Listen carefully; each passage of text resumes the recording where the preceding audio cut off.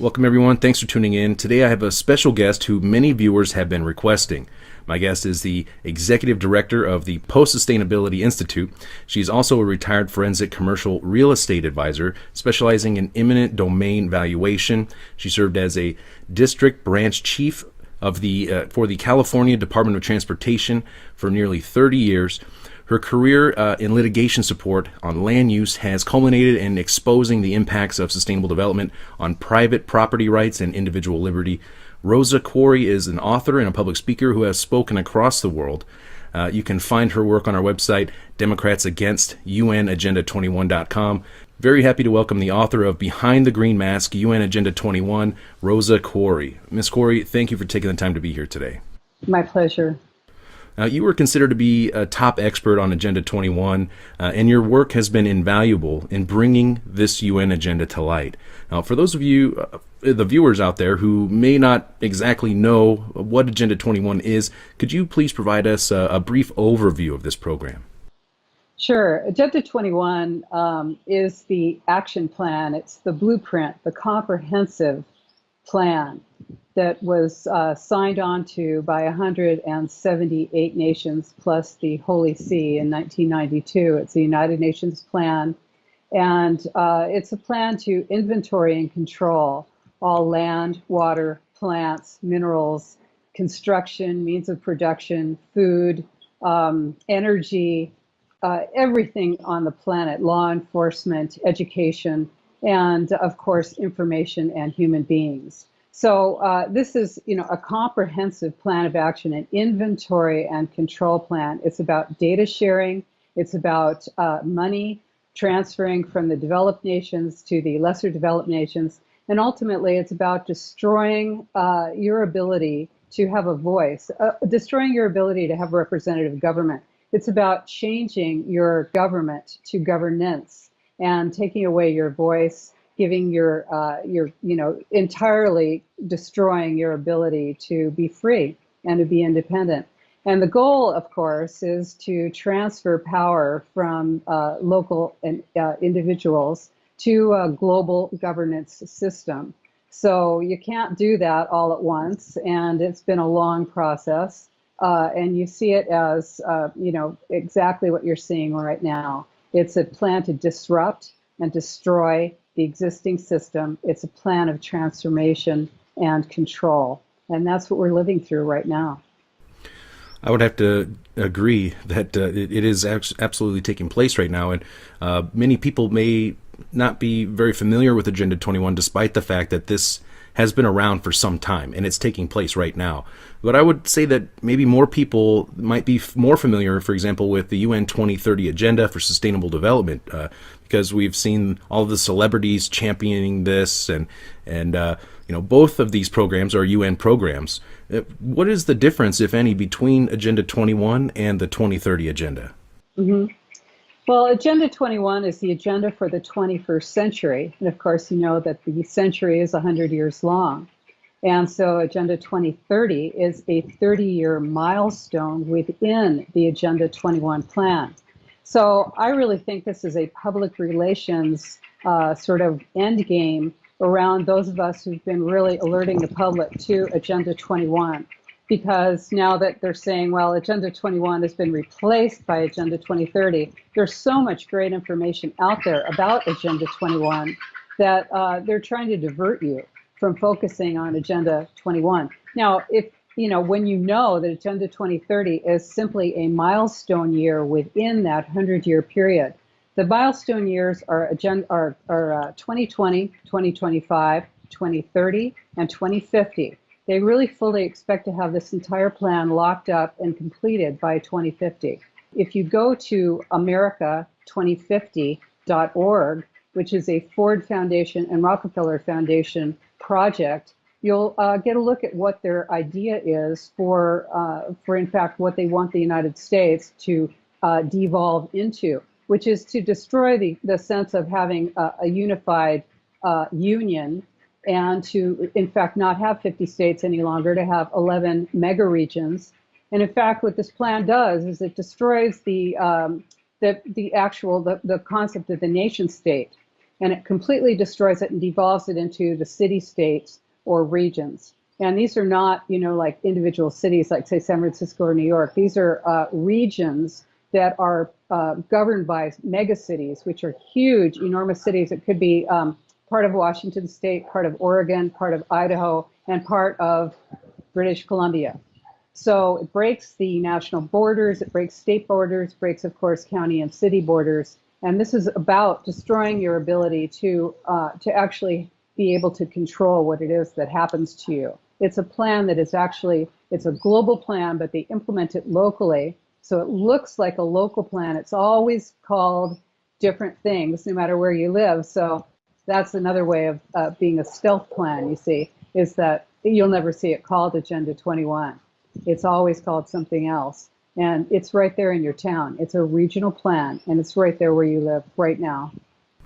And typically, they do call it some type of sustainable development, or at least to try to a green new something. It's for the betterment of mankind, of course, and they always try to it seems like they're packaging this agenda around the climate initiative. Like the global, first it was global warming, then it's global cooling, now it's just climate change. And so what is your take really on the climate crisis in general? Is there a real man-made climate change issue that is going to wipe out humanity if we don't obey and follow their new paradigm of global governance? Or is that just being used as a front to usher in this new system? Yeah, let me just say, since I think I haven't mentioned this, is that sustainable development is Agenda 21. It was defined by the United Nations in a book that they commissioned called Our Common Future in 1987. So sustainable development, of course, everybody thinks it's so good. It's got those buzzwords. It sounds so cool. And so as far as climate change goes, as I say, if they could have arranged an alien landing, they would have done that because, and of course, COVID-19, this is a way to, well, here's a way to think of it. Global crisis requires a global response, and that justifies global governance. So what could be more global, you think, than climate change? Well, how about a pandemic? So this is, kind of the way that, and the other thing is that it's designed to panic people. It's designed to engage you in a really visceral way, to frighten you to the point where you are literally concerned that you will not survive. And of course, COVID-19 takes it, to the next level. But, that's the purpose of this thing. Whether there's actually, of course, the climate is always changing, certainly. But whether this is, something imminent or whatever, it's irrelevant, actually, because the thing is so powerful and so useful that it would have been invented regardless.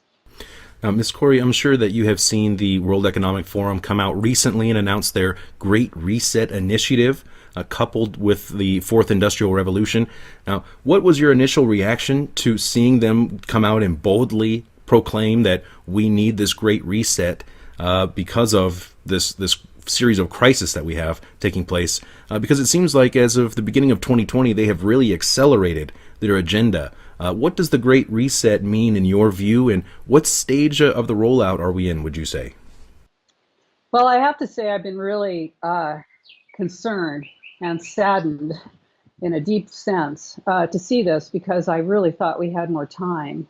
And I don't want to be a person who's an alarmist. I think this is really a very serious moment that we're in.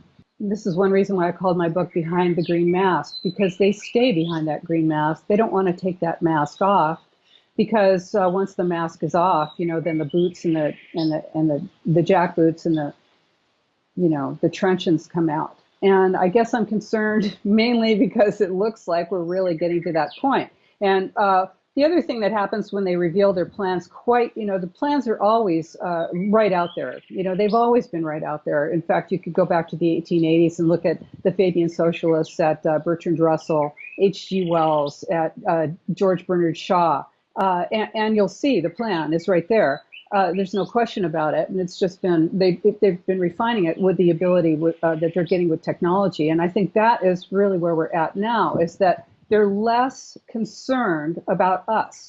They're less concerned about our objection. And that is what concerns me, is that the less concerned they are, it's sort of a message to us that, yeah, we're not really, we're not really concerned to them. So therefore, it makes me think, maybe we're at that point where there's not much we can do. But I think really there is still a lot that we can do, and I do want to talk about that. But what is happening now is that the technology has caught up to the plans of these people. They've always had these same plans. And I will say that as far as technology goes, what has man always wanted? Man has always wanted two main things: to live forever and to create life. And we are very close to these things. I don't know about forever, but we're close to major life extension and the creation of life. All you have to do is go to Cornell University's plan. They've got a video out right now. It's engineers create 3 major traits of life. Go and take a look at that. They are actually creating life. So, and there is no ethical stop on these people, and that is a major concern. This is, what you saw with the Nazis, with Stalin, with Mao, that there is literally nothing that holds these people back. So when they have the technological ability, and you look at the 4th Industrial Revolution or whatever it is they want to call it, they're talking about total digital connectivity. They're talking about a new social contract. Well, I don't know about you, but a contract generally means that both parties have, something to say about it.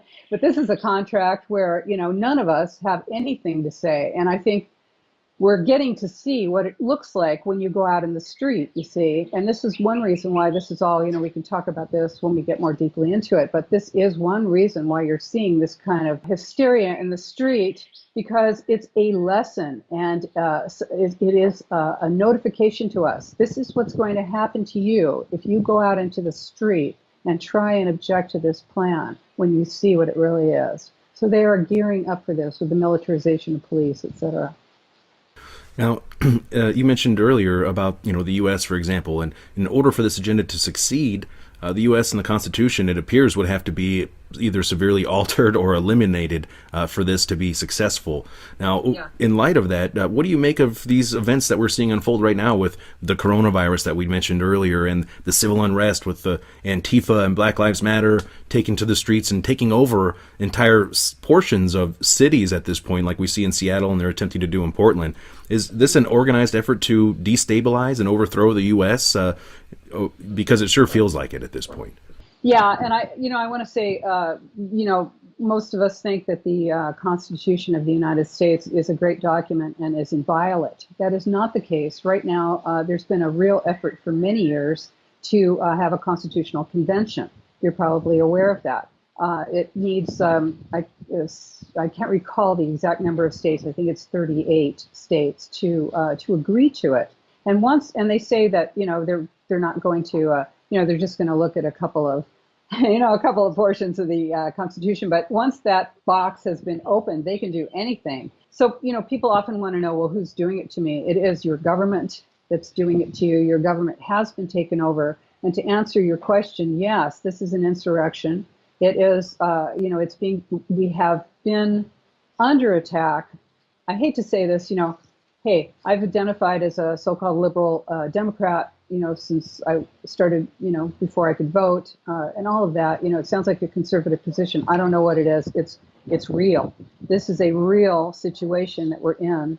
Of course, I do want to say I did walk away from the Democrat Party, but and parties are simply a distraction. At the top, power knows no party. The globalist takeover is simply that. It uses whatever means necessary. And so the plan is really to, this term disrupt that everyone's seeing now, this is really the plan, is to destroy the social fabric.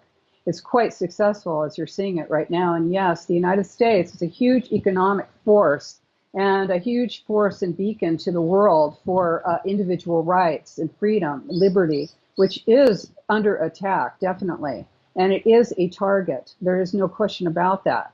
So, yes, I do think we're in an extremely dangerous situation right now. And part of the reason why it is so dangerous is because it is supported by civil society, by universities, by foundations, by business organizations, by public sector agencies. This is a plan for governance. And so all of those parties who have been, of course, indoctrinated since, for the entire time that they were in university and prior, pre-kindergarten to postgraduate school, this is designed to utilize, to activate those change agents. That's really what the word change is really about. It is an activation of agents for change, and that is not a positive thing for the Union of the United States.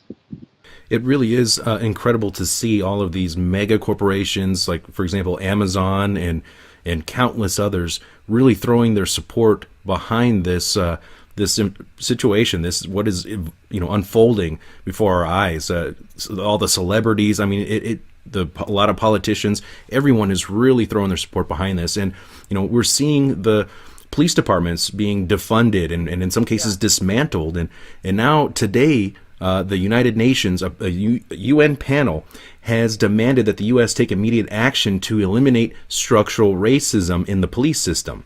This is what the UN panel is saying. And we've seen George Floyd's family petition the United Nations to disarm the police here in the U.S., to have the UN disarm U.S. police, which is unbelievable to me. And we know that Floyd was killed by the police. He wasn't shot by the police, but yet they're calling for disarmament. Now, I can't help but think that this is playing right into a pre-planned agenda.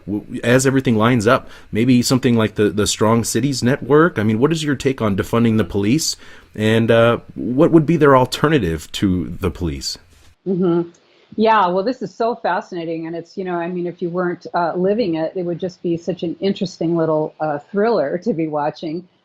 Because this is really about community-oriented policing, which is the panopticon, which makes you the cop on the beat. You are responsible for keeping your eyes on everything and reporting. See something, say something.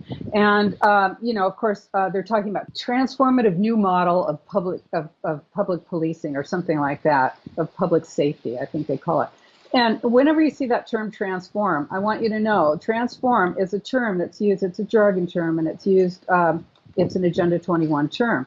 So transformative learning, when you see it in the educational system, you're going to see it in your policing system, is really about, you're not going to believe this, or you probably will, it's about breaking down the individual. It's about breaking down your alliance to any old system, any old connection, your family, your old thoughts, your belief system. It's literally makes you into a patient. This is a mental health technique that destroys it actually breaks you down. It's a breakdown and then build back up of the personality.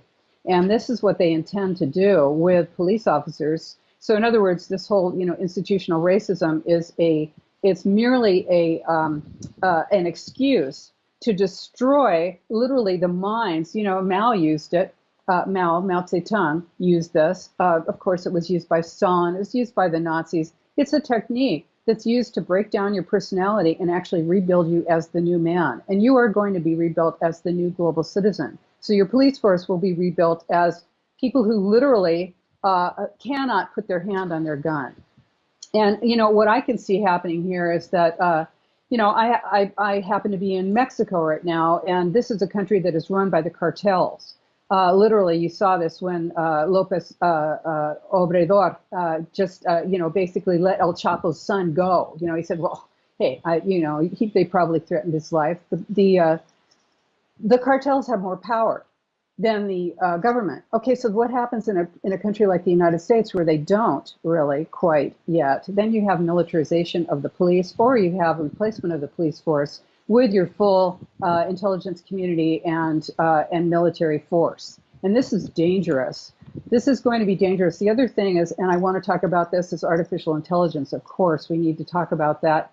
What's happening whether in your virtual and physical life. And so when you have a police force that is made up of non-humans, then, which is on, it's coming. And you have it with drones, et cetera, which are directed by humans, but at a certain point they will not be. Then you're going to have a real dangerous situation, obviously. I don't have to lay it out for you, where you're not able to reason with a human being. So this is actually a two-part plan. You see, it's a plan to destroy your existing police force on the ground, who lives in your neighborhood probably and knows you, and or at least knows your area. And then you're going to be replacing that with something very, very different.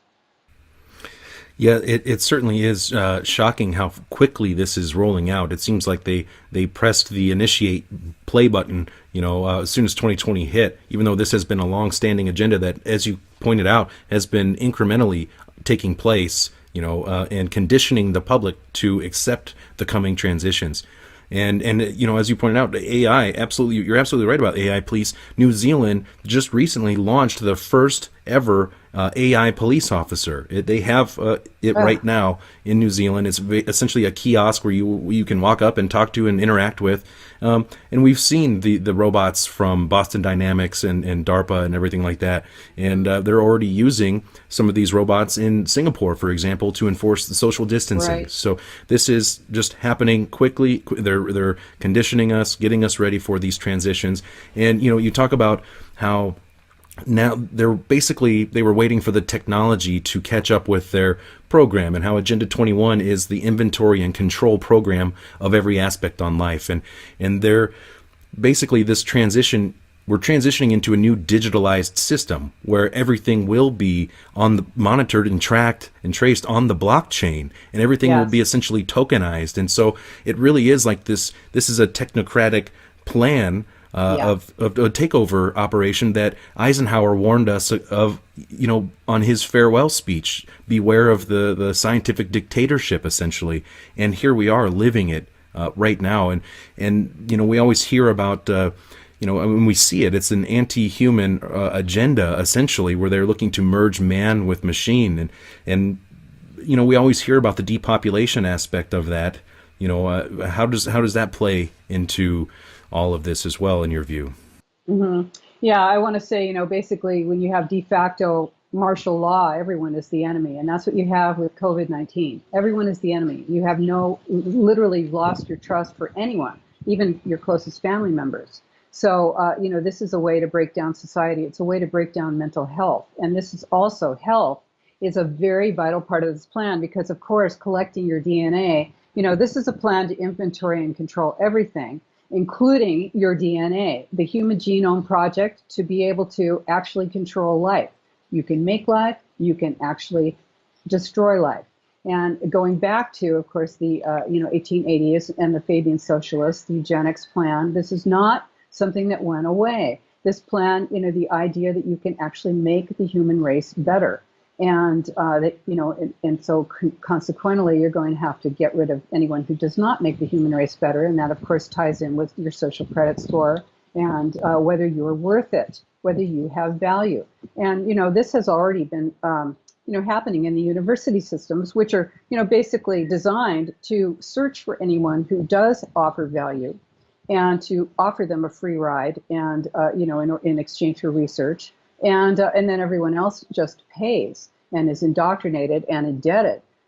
So this is the design of the system right now. It's already doing that. So yes, that this is the way it's set up. Is that whether you're worth it or not is going to be determined through your credit score, and then all of this is technologically possible now.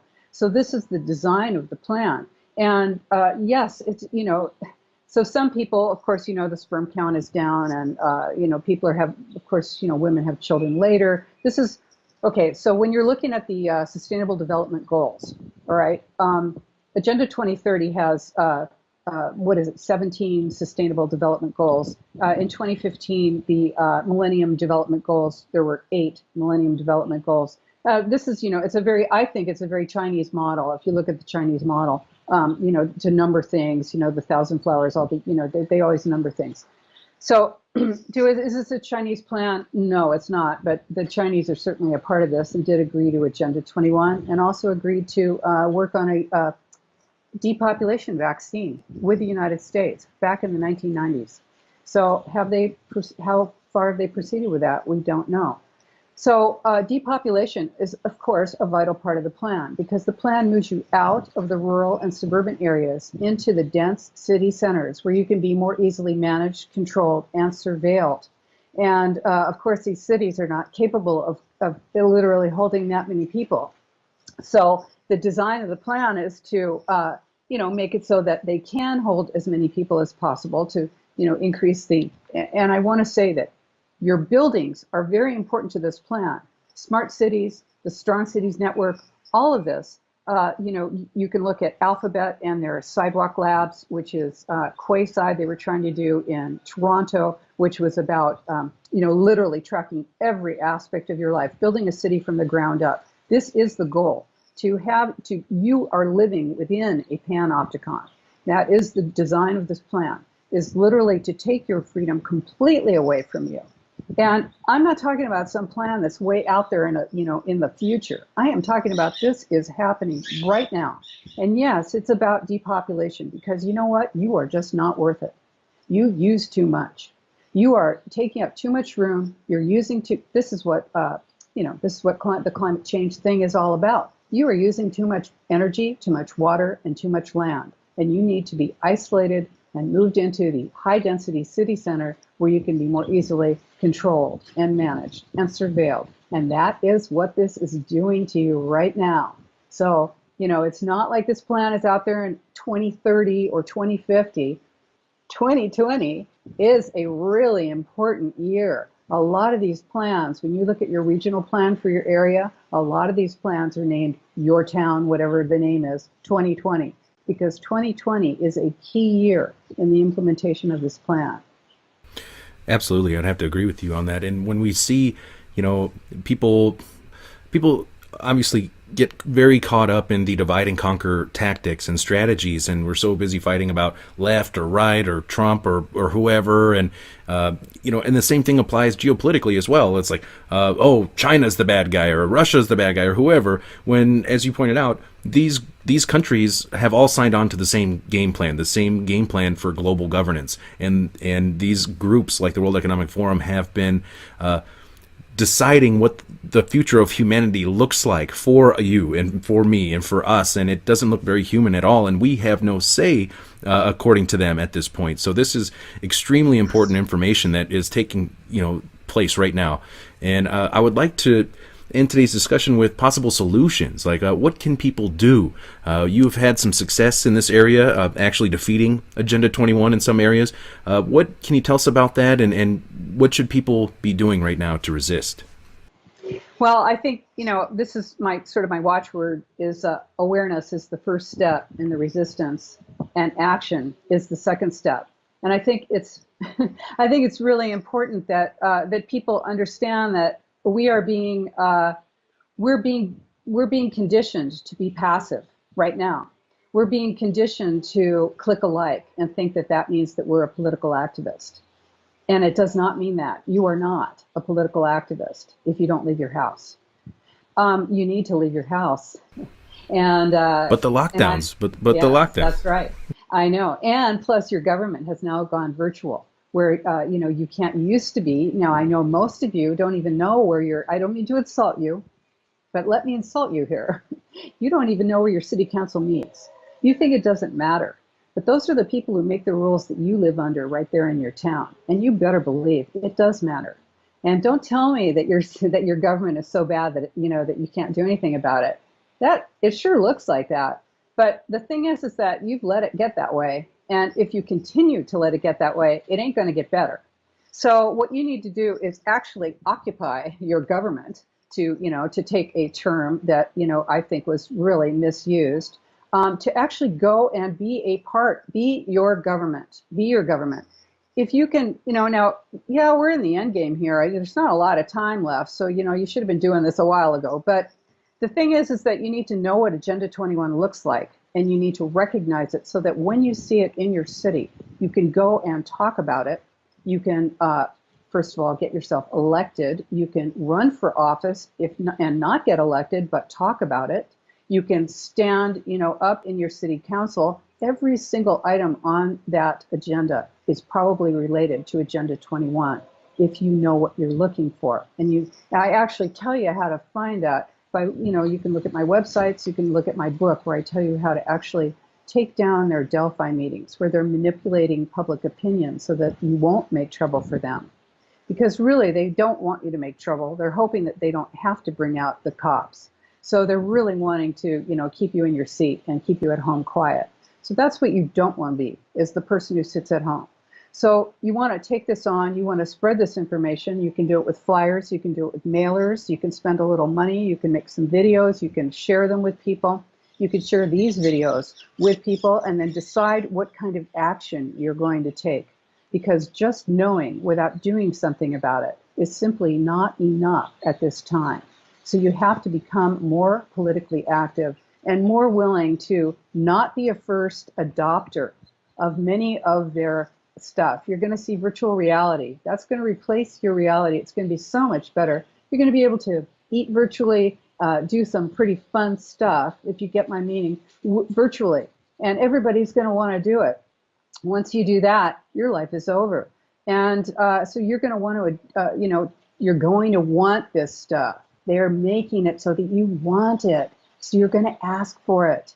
You have to resist that. Resist it in yourself. Plus, take a look at yourself. What do you do for a living? Are you a change agent? Are you an organizational manager? Are you working for the city or the state or the feds or the county? What are you doing? Are you part of this plan? Are you a planner? Are you part of this plan? Are you a university professor?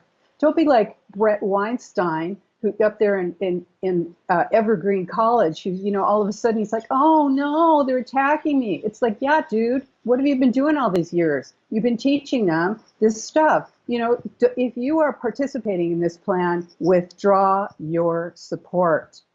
Withdraw your financial support, your political support, and your social support. Have some guts, because that's what it takes. People aren't going to like you, but you need to do it. Wherever you work, wherever you are, you need to talk about this. If you're in a government meeting, if you're a manager at some supermarket, you want to talk about this in your management meeting. You talk about this everywhere. Tell people about this plan. It is a real, actual thing that is right there in your city, right now on the shelf, being enacted right now on you. We don't have time now, but if this Agenda 21 is not like Wikipedia tells you. It's not an involuntary, non-binding plan. This is a plan that is binding on you. It was brought into the United States 1992, and the whole clue, that you're going to get is that the federal government enacted it. So, and it's gone down into the states and cities. So it's a real plan. It's really there in your town. So, you know what? Let's participate together. Let's fight this together. We can do it. We have had some successes. But you know what? We need more. We have to fight this together, all of us, and resist. Well said. I mean, it's taking place, unfolding right now, and I can't thank you enough for the great work that you're doing to help bring this to light. I'd also like to thank all of the viewers out there who watch and share this information, share these reports, and like Miss Corey said, get out there, get involved, start attending some city council meetings. Listen to what these people are saying, and if they are saying some things that, sound off an alarm in your head, maybe you should speak up, and let others in your communities know, because this is, I've been all over this country. I've been to several different countries around the world, and I've seen it. You see it taking place, even through, like the federal government funding road maintenance in your towns. It fall under some of the sustainable development programs. Absolutely. I mean, it is ingrained into every little aspect, and they're selling it to better, the world and the environment and everything like that. But this is an anti-human agenda that is taking place right now, and this is a dark road that we do not want to continue down. This road of tyranny, in my view. I encourage everyone to make your way over to Rosa Koire's websites, Democrats Against UN Agenda 21 and the Post-Sustainability Institute.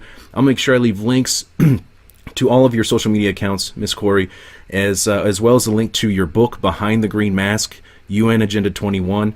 Ms. Rosa Koire, thank you so much for being my guest today. This is extremely important information, and I really respect the work that you're doing. And to me, it's people like you who are the real heroes. It's not these celebrities out there or these athletes, all this kind of garbage out there. It's people like you who are making a difference, who are doing things to affect real change. Do you have any final points you'd like to share, Ms. Rosa Koire? Yeah, I do want to say that we all have to be heroes. I'm just like everybody else. We just all have to do it. You've got to take it on. And, we can do it, but we have to do it together, united. We can do it.